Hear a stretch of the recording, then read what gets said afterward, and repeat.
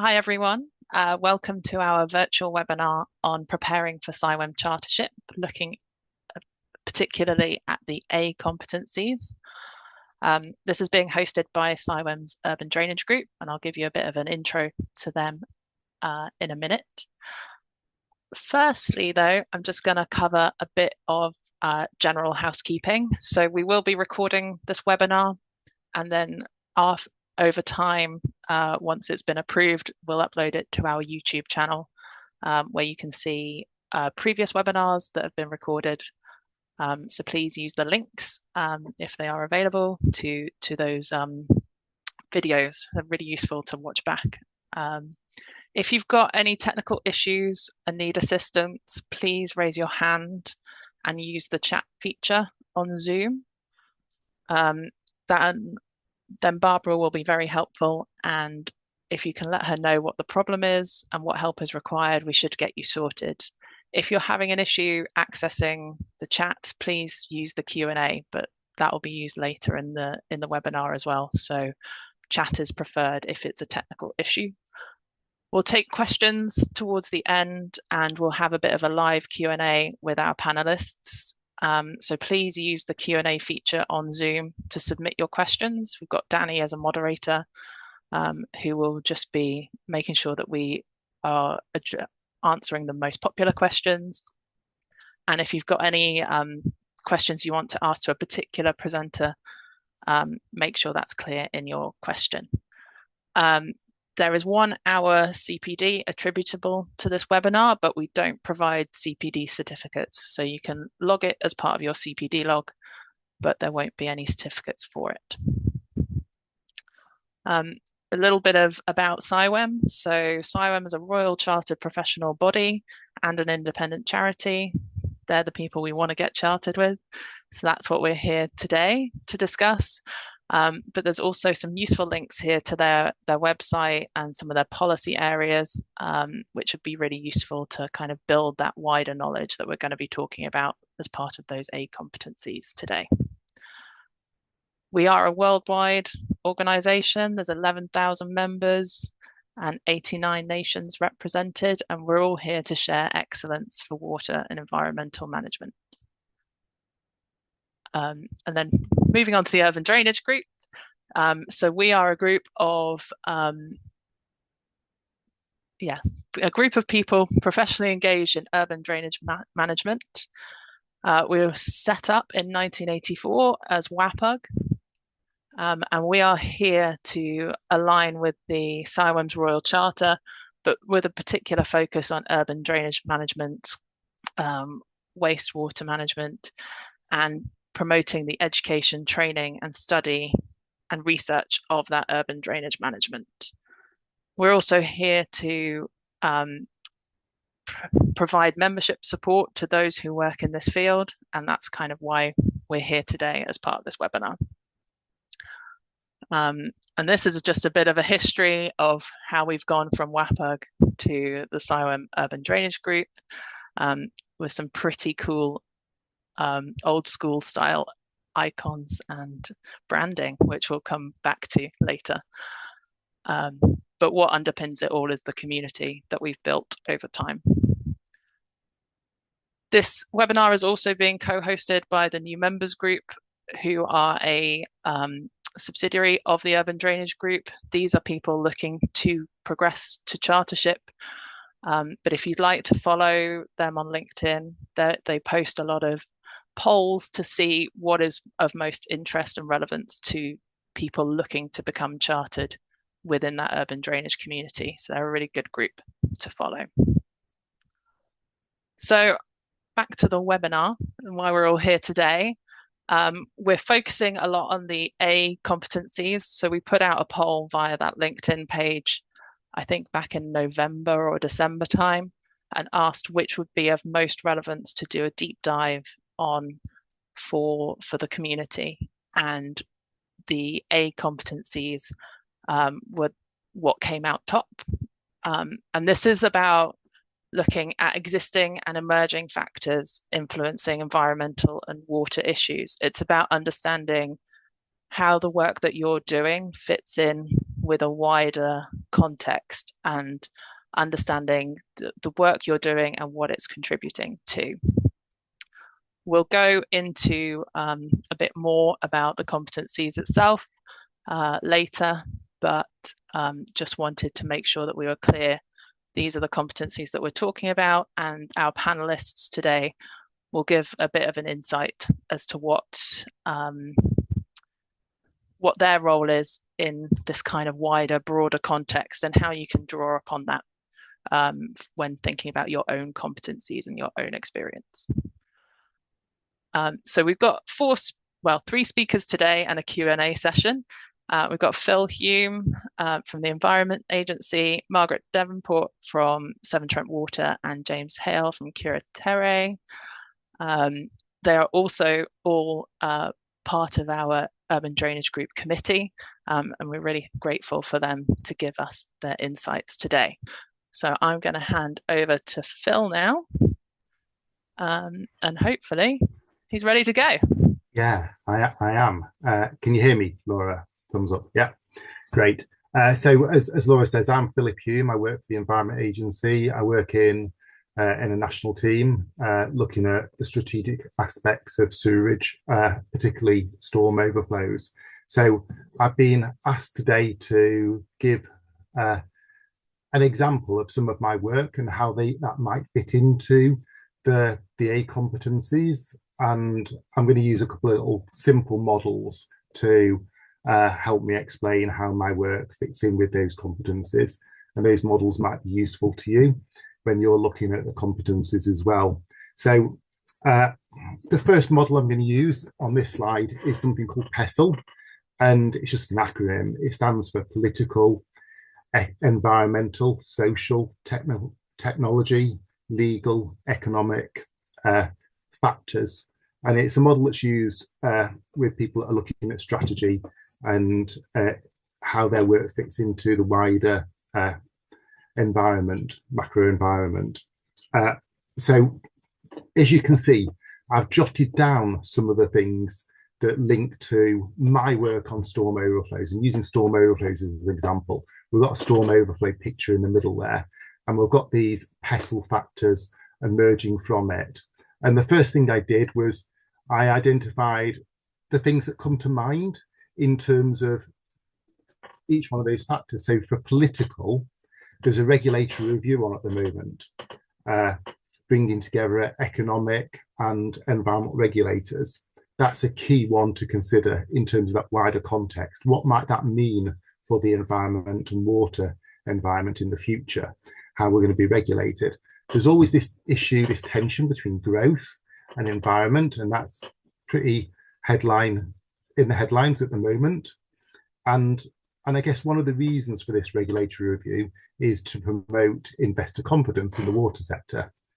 So if we then move on to environmental, obviously climate change, and that could be seen as a risk, a threat that we need to deal with, but there's opportunities there in terms of biodiversity gain. Social aspects are really interesting because when I started in the sector probably 30 odd years ago, storm overflows are very much an engineering and technical arena. However, the social aspects driving our work on storm overflows have become bigger and bigger. And there's issues about public acceptability of storm overflows, people wanting to wild swim, people paving over their front gardens, increasing rainfall runoff, and increased media interest around this subject. From a technology point of view, increases in innovation in terms of event and flow measurement, more data visibility, and potentially the use of AI, for example, in modelling. From a legal and regulatory point of view, we've got a lot of scrutiny in our area of work. The Office of Environmental Protection have showed interest in storm overflows. We've had legal challenge from environment NGOs. We've seen new acts of Parliament, the Environment Act, which has got linked to it things like storm overflow discharge reduction plan, drainage wastewater management plan, and more data on storm overflow performance and its publishing, increasing transparency.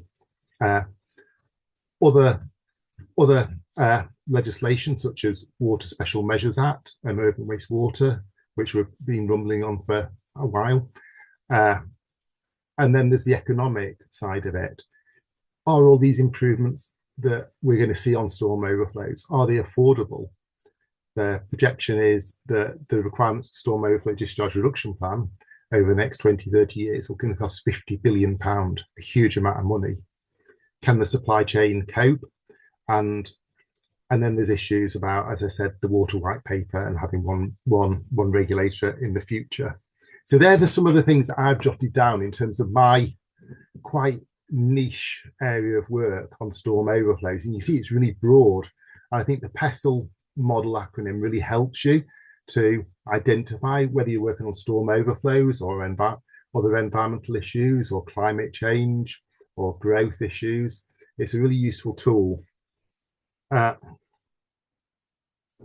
think what's really interesting to do then is to think about what aspects you're working on and how you might influence them and how you might contribute to the sector, whether that be by doing your day job or contribute by getting involved in CIWEM Urban Drainage Group, by doing a technical paper to move on one of the issues that you've identified, so you can show contribution, which I think always helps in any professional review. If we move on the slides now, Laura. So I wanted to focus on that social aspect, because this is the thing that's filled my thoughts over the last 5 or so years, probably more than the technical aspects of storm overflows. You can see on the left just some examples from the media of some of the challenges we've seen. We've seen national media outlets talking about storm overflows. We've seen environment NGOs, national environment NGOs, challenging, quite rightly, and we've seen local groups challenging on their local needs. And all that challenge to an area of work that's traditionally been a technical area is, I guess, quite worrying. In the late teens, in 2019, when this started to happen, more interest in storm overflows, where are we going to go? And then you research this and you see there's models there, and I put a model in the center of the page, which is this issues development life cycle, and it links public awareness of an issue to how interest groups might get involved, how media coverage might start, how that might lead to political interest and a new legislation and new regulatory approaches. And when we look at that model, we've followed that line quite closely. And on the right-hand side of my chart, you can see some of the new legislation that's been developed. I think mainly due to that public interest, that public awareness that's developed. So we've got things like the Water Special Measures Act, we've got the Environment Act, we've got Storm Overflow Discharge Reduction Plan, which is driving this £50 billion worth of investment. And so maybe I shouldn't have been so worried. This is a natural cycle of how things develop. And when public gets interested in a topic, along the bottom, I've shown some of the things that have happened and some of the things I've been involved in. And I guess Margaret, James, Laura have all been involved in these sorts of things. So eventuation monitoring, the monitoring of storm overflows, I guess that's fueled that cycle. It's accelerated it. There's been more data available. People have been more interested in it. And I guess it's spiraled. We've developed drainage wastewater management plans, the storm overflow assessment framework, storm overflow discharge reduction plan. There's been more enforcement cases and Water Special Measures Act. And now we're looking at permitting storm overflows in a new way based on number of spills and comparing that with eventuation monitoring. So there are two slides on my thoughts about how my work might link to those competencies, both in terms of that strategic context and how things have developed. Now, I don't know how things are going to develop in my world on storm overflows in the future, but I guess they're going to change even further with this new regulator that's happening in the next few years. But I guess one of the things for people that are considering these competencies, uh, for your area of work, maybe use PESTLE to identify what those wider contexts are. Think about what's happened over time. Think about what you're working on that's helping to change that arena, and think about what you can do to help create that change and contribute. And that's it for my presentation, Laura. I'll hand back to you. Thank Thank you you. so much. And some really useful tips for how we can apply um, our day jobs and the wider picture to these competencies. So thank you very much. Right, now I'll hand over to Margaret, who's going to talk a bit about a water company's view of a DWMP. No, thank you there. Can you hear me all right? Oh, good. Great.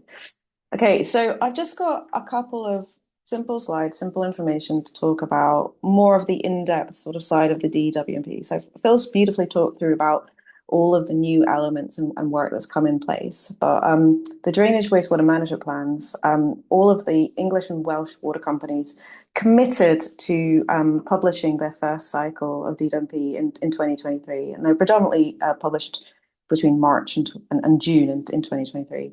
And these are a holistic plan for all of the waste elements effectively for those water companies, looking at future risks, future problems, and what would need to be true to improve and to resolve those. And it incorporates all those into one big plan, which I'll talk through in the next one in terms of all the little bits that could be involved in that. But what was I suppose, quite interesting about the first cycle is the first cycle actually wasn't statutory. It didn't have a legal document behind it saying that we had to do it. But it was more of the point that it was felt that it was time and it was needed.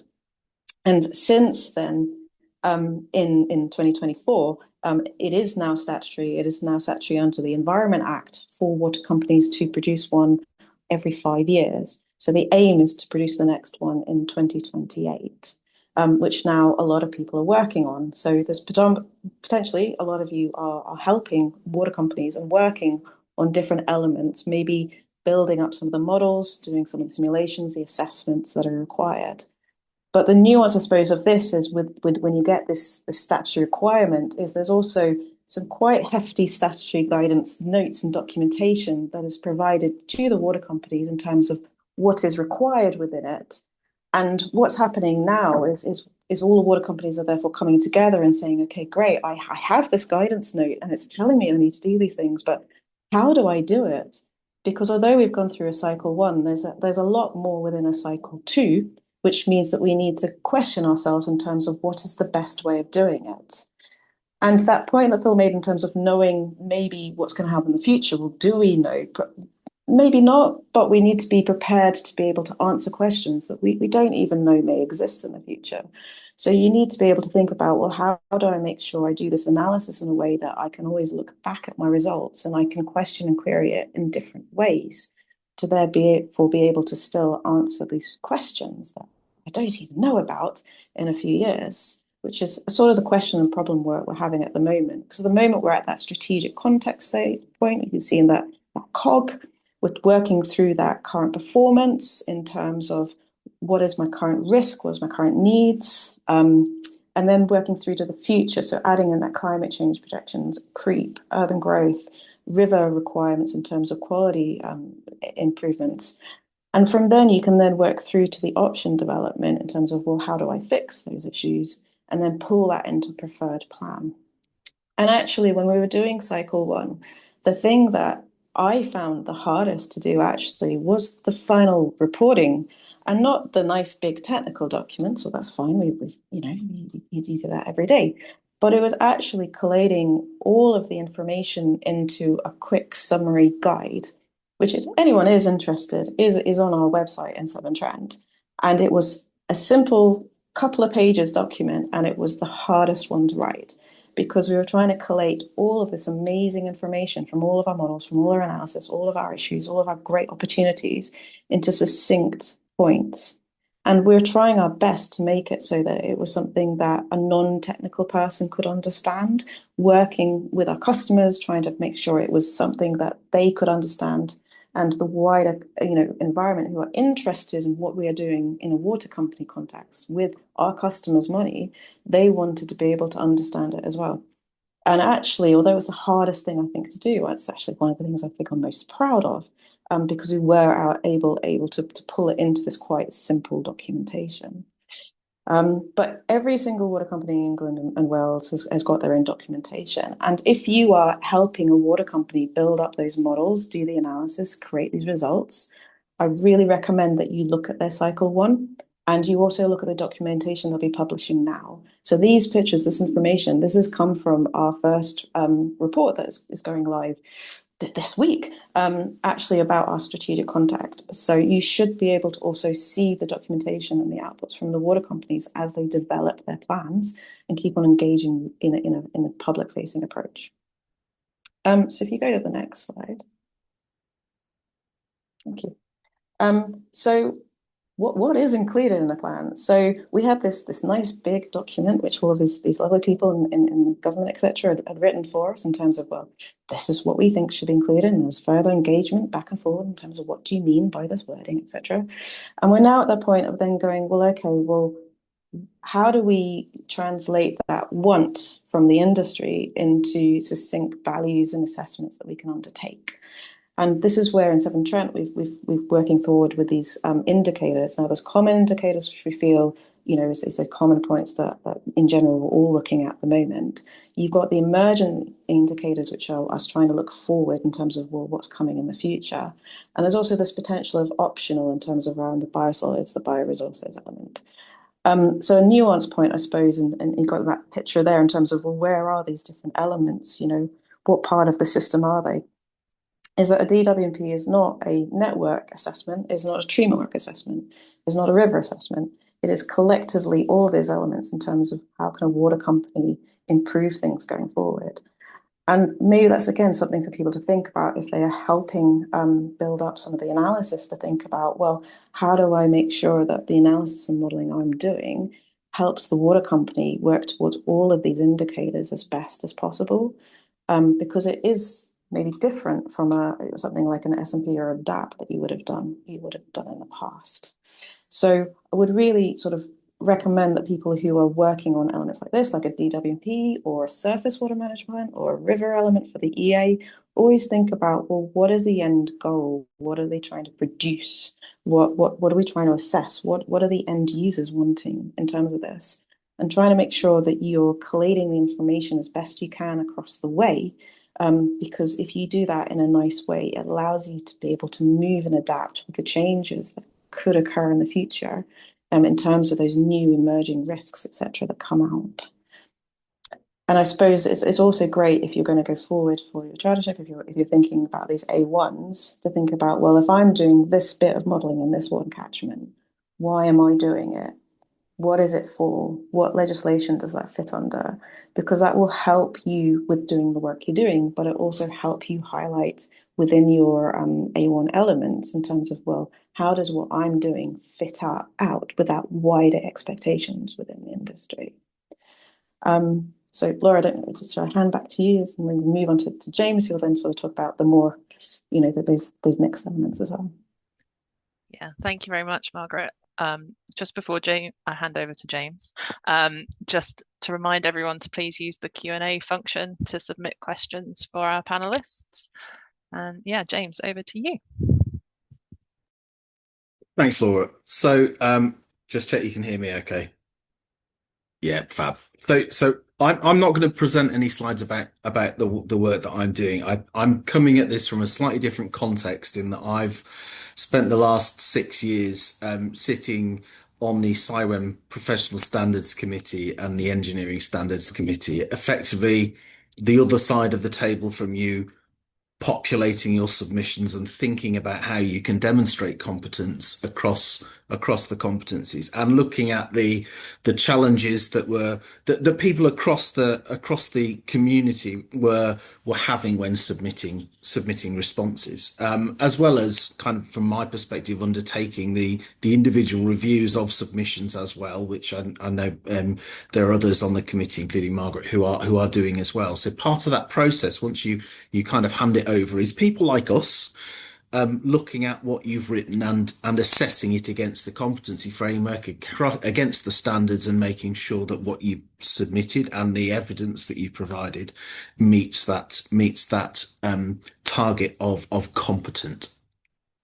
So the critical bit from me to add to the stories and the information that Phil and Margaret have both provided is contextualizing what you are doing, and demonstrating with projects, with experience and specifics, how you align to those competencies. So the PESTEL analysis that Phil was showing at the start, that first slide, contextualized really, really well what's going on within that sector, within that particular piece of work around storm overflows, which I'm sure many of you are working in. But it gives you that building block to ultimately tell that story around competency A1. And ultimately, if you're working on those strategies and plans, DWMPs, storm overflow reduction activities alongside it, those things flow through. The critical aspect of competency A1, which I will, kind of add to the stories and the information that's been provided, is that element around beyond your area of expertise. So we want you to be able to look at that nugget of information that's related to what you do, understand why you're doing what you're doing, understand why perhaps the sector is responding in the way that it's responding, which are all of those things that you've seen before, but then take it that one step further and look at those wider environmental issues and trends. Now, the documentation that Barbara shared the links to in the chat, and the documentation within the competency support document, helps you contextualize how far you have to go. So we have global environmental challenges at the moment that we probably all know about, but need to interweave into the response that you're potentially going to put into A1.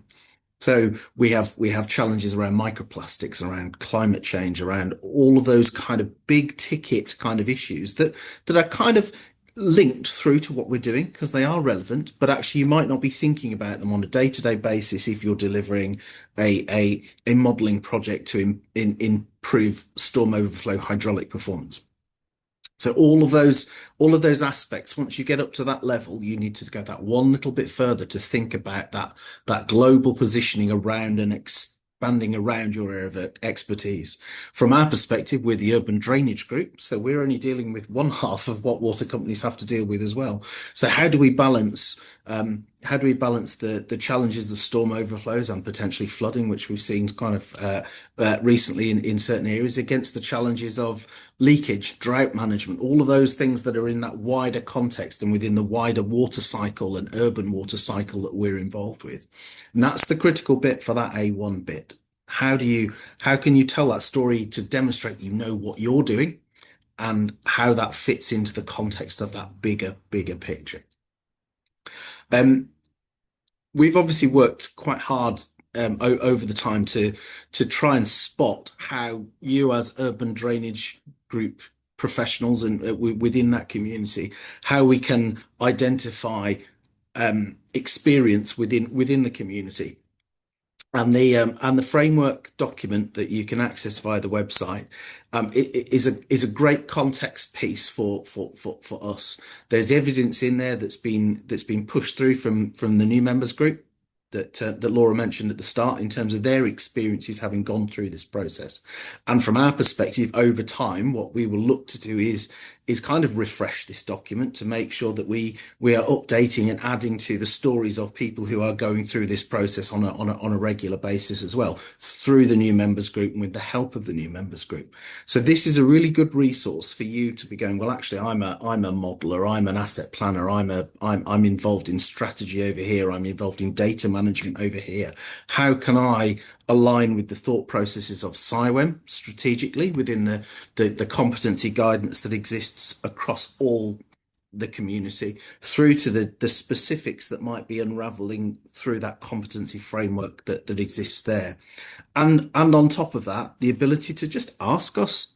We're there. We're at conferences. We're involved in this process. We'd probably all be more than happy to have the odd reach out around direct support and help. The other thing to add, and apologies from from a wider perspective as well, is the mentoring platform is available through CIWEM. And some of us are actually on that as well. And you can reach out and ask a question through that mentoring platform as well. We're here to help. We're obviously focusing on A1 and A2, and we'll expand this through the lot. But the help is there. And from a UDG perspective, our objective is to help you all through this process as best we can. Laura, that's probably me for the moment. Excellent, thank you. Some interesting food for thought. I will share my own chartership experience, which is probably dangerous, but I got asked about fracking, which was a bit left field and not very urban drainage focused. But I think the pestle method would have been very helpful in that situation, in demonstrating what some rational thinking around that particular area. Cool. We're going to move on to Q&A now. We've had a few questions through via Q&A. I'll give everyone a few minutes to probably think of other questions. I've got one of my own, so I'll just use my chair's prerogative to ask difficult questions. So for everybody, are there common misinterpretations of A1 or A2 competencies that you see on applications or in the interview? It's probably more for Margaret and James, but anyone want to go first? Yeah, I'll jump in first quickly from the professional standards committee perspective.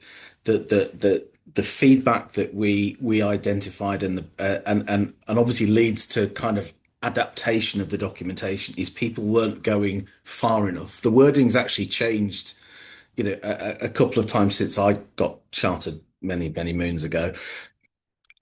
And the emphasis has changed to beyond your area of expertise. And I think that's that critical benchmark between failing and passing that test of competence at A1. There are a lot of them that come back and go, well, actually, they understand exactly where they are in the world in terms of delivering what they are delivering, and the wraparound context of that particular focus.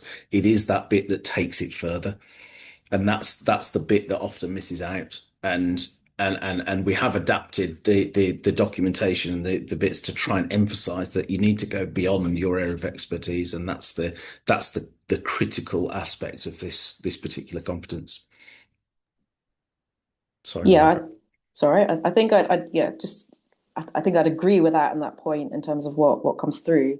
I suppose that the hard thing, is that all of the other elements, like even A2 or all of the Bs, etc., the aim there is to talk about your experience and to highlight your experience, whereas A1 is about your learning and your appreciation. And so you don't really want to shout out about the amazing project you've done unless you've, change the world in an amazing way. But it's more about appreciating the wider context. So talking about the fact that, yes, I have learned not just about where my work fits in with an element that's being undertaken, and I know the legislation, I know the requirement, the drive, the timescales, but then I also go, well, actually, I know this much about the water resources side because I've gone and learned about that, and I've learned the difference between a DWMP and a WRMP and how they align in different ways, for instance. And you've gone and looked at that wider context, and that is really, really what people are expecting to see in the A1, and that's also what questions they'll ask in the interview to sort of tease that out about the fact of, do you know a little bit about the wider world? Not to say that you're a technical expert in it, but that you've at least tried to appreciate what's happening with other people's elements of environmental impact. And it is an opinion that they're looking for, not a perfect answer. I think that's a really, really important thing to sort of put across there. Thanks. Yeah, really good to show how you think and how you appreciate the wider issues that we're facing as a planet, not just what you do in your day-to-day job. Lovely, thank you. There's one that's top of the list currently, which is about, for someone quite early in their career, what can they start doing now to start thinking about and demonstrating this kind of competency, or should they wait? And when should they start? Anyone want to go? I'll jump in. Start now. Don't leave anything. One of the challenges is always to try and come back and think about things that you've done over your time, learning and growing within the sector. And one of the bits of advice that we've probably given to quite a number of people when they come and go, I'd like to go for this, but I haven't done anything, is going, well, actually, you need to just throw kind of all of the information onto each of those competencies and think about where you might have demonstrated it. And often it's, several years into the process, and they're having to go back and think about all of these things that might be relevant within those competencies, the projects which might demonstrate those bits and pieces. If you start that journey now and look at what you're doing on a regular basis, whether that's specific projects, whether that's specific activities, whether that's specific things that you've gone and learned at conferences, whatever it might be. Start making a note of all those things within, a document for each of the competencies or whatever it might be, just so you're starting to build up an appreciation of where you might be involved. The link to that is try and identify somebody who can be your mentor within your organization earlier on, who can help you guide you through that process. Because there'll be bits and pieces that you go, oh, that works really well over there. I think that's perfect. And they might go, well, actually, that demonstrates that competence a bit better. That can live through that process. And actually, what you're kind of doing is evolving your evidence base to enable you to write 4,000 words across 14 competencies over time. And you'll find that some of those competencies you're able to demonstrate pretty quickly, and you're able to come to the a cohesive kind of response that you're going to plan as part of your final response relatively quickly, because you're demonstrating that competence on a regular basis through projects that you're working on. So start thinking about it now. Keep up your CPD alongside all of this in terms of the record of the things that you're doing, and then try and think about how the projects that you're working with align with those competencies. So if you're managing contractors on site, there's an element of health and safety that you can tick into the C competence as a result of that. Just put it in the context of the requirements of those competencies, all of those projects that you're working on a day-to-day basis, a month-by-month basis, a year-by-year basis, ultimately, because it's all just going to help you tessellate all of your evidence into the right space. But start thinking about it now and capture it now, because it'll be a damn sight easier to go back and look at stuff that you've written and formulate a response than to have to write 50 bullet points about all the things you've done and then try and contextualize it into space. If you're editing and managing that from now, from day one or day whatever it might be, it'll be so much more straightforward to have those conversations with the right people who are going to be supporting you through that process. Yeah, I think I definitely agree with that. I'm a big fan of you don't want to write an essay for each bit. You just want to, reminder points, bullet points, always helpful. And on the A1 and the A2 in particular, like when you're starting, ask the question of why you're doing a piece of work. Why are you assessing this model? Why are you assessing this CSO? What are these results going to be used for? So that you can say, right, okay, I'm doing this piece of work. Well, yes, because someone has told me to do it, but why are they needing the information? They're needing the information to help link up to this problem and this resolution and this point. And if you can start to make sure you've written that down with your first projects, then it will help you appreciate going, well, actually, yeah, I did do some option analysis for storm overflows, which is linked to the storm overflow discharge reduction plan. So, well, I have done that, and you can start to link through those different elements. But if you don't ask the question of why am I doing this, and I don't mean what design criteria I'm meeting for, it's the question after that, what are we trying to aim towards? What is driving it? Is it a social requirement? Is it a legislation requirement? Those elements that Phil pointed out. If you don't know those whys, then I'd recommend you ask them. Yeah, so yeah, you go for. Yes, so from my perspective, just thinking about when I was going through this process a long time ago, I think what really helped me was having a mentor, a coach, not necessarily in the area of work where you are, someone that can help you to challenge yourself and ask those questions. What really helped me at the time is when there was a lot more face-to-face meetings. I used to go to West Midlands branch events, CIWEM events, and talk to people at events that aren't necessarily in your work area, that you can bounce ideas off and get that wider context. So for me, talking to someone that works in water resources, that really helps to put it into context. How DWMPs fit alongside that. And so it's talk to people outside of your immediate sphere to get their views and get them to help you ask questions about how what you do fits in. Great, thank you. Curiosity goes a long way. This was more of a recent question, but I like it, so I'm going to ask it. So are there any emerging themes across the industry which keep popping up in your work, not directly in your field of work? It's a bit random, not necessarily that competency related, but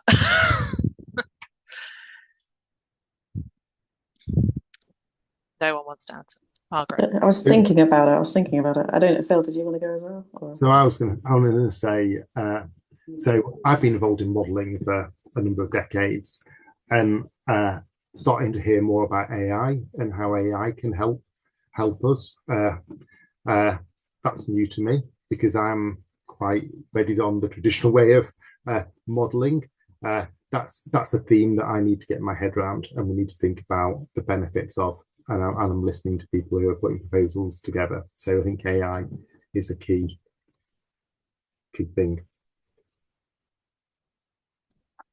Yes, it's definitely something we're focusing on now. I was going more down the line of within a water company, there's a lot more one of linking geographically based improvements.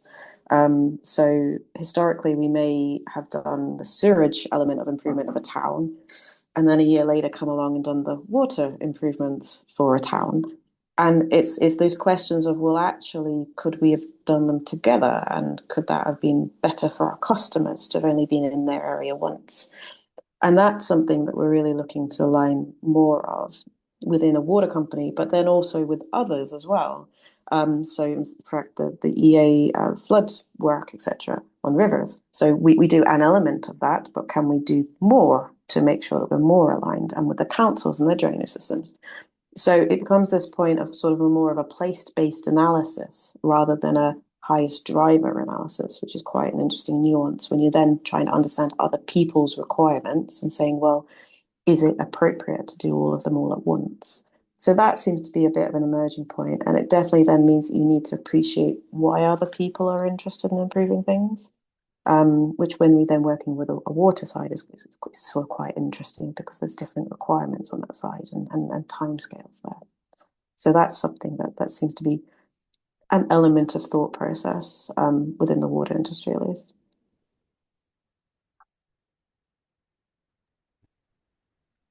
Nice, thank you. There's a bit of a left field question, sorry. It's fun. I was thinking AI as well. Comes up a lot. Can I just add on AI, Laura? Yeah. Please, if you're submitting and thinking about writing competencies, please write them yourselves.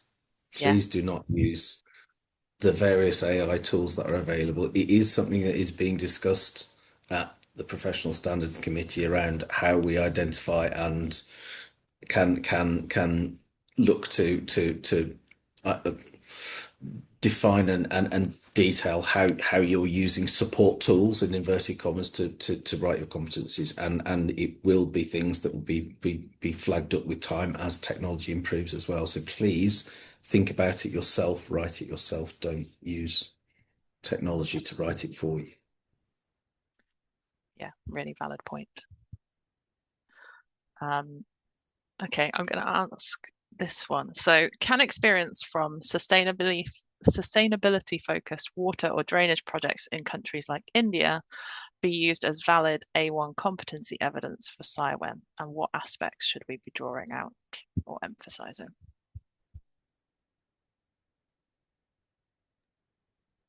I would say yes. Yeah. I say yes. Yes.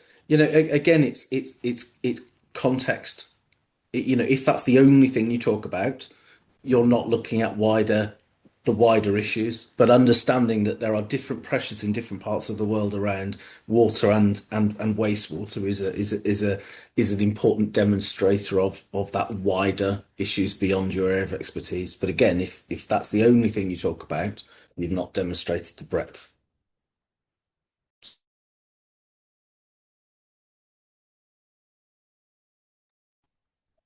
Anyone else want to jump in? No? Happy with that? Happy with James's answer? Yeah.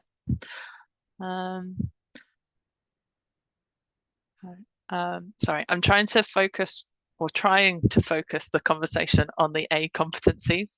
And quite a lot of these questions in the chat are really broad, which is great. And we will take these away. And maybe with the help of the new members group, yeah, share some responses to some of these more broad questions, things around CPD and wider competencies. But right, let's try and I'll ask one of my own.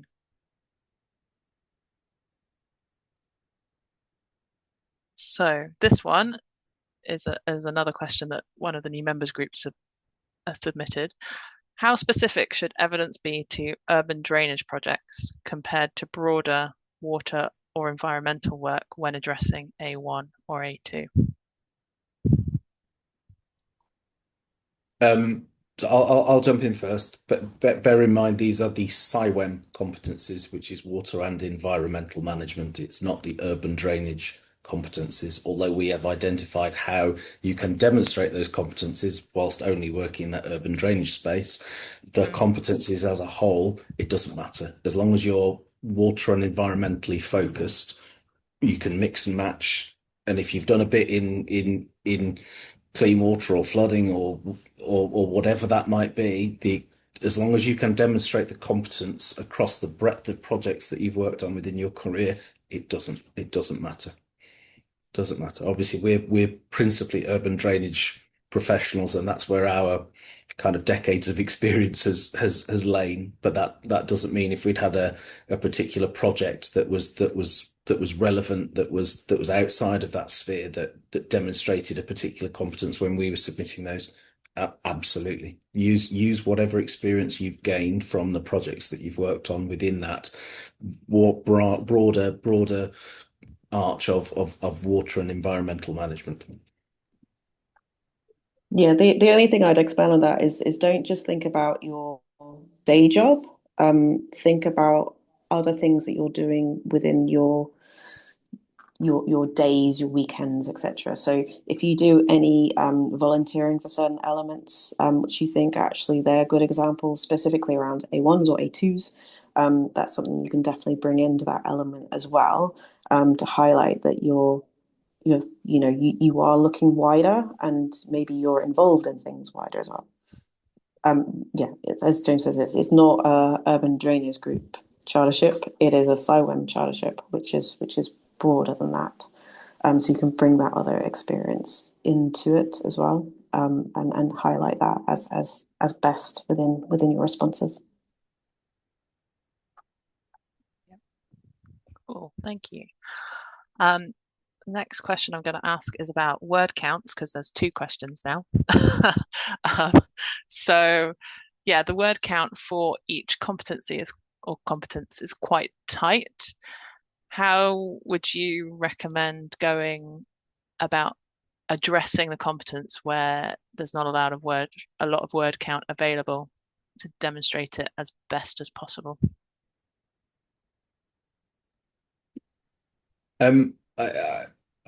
Take it up to a strategic level. Obviously, we've got Yeah. 4,000 words across 14 competencies. You don't have to distribute those evenly across those 14 competencies. So there'll be certain competencies which you can demonstrate by, telling a quite concise story about what you've done.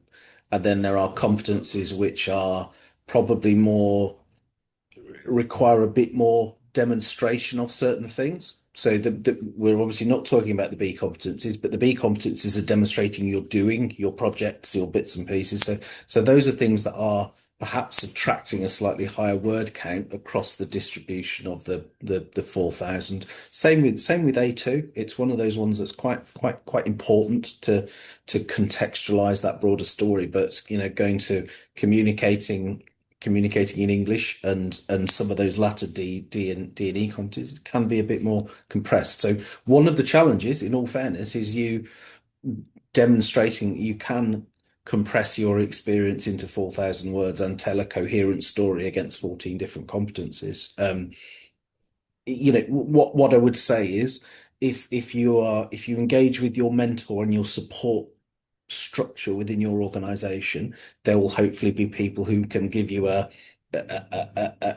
distribution or some help in terms of spotting where you need a bit more and where you might be able to have a slightly conciser story.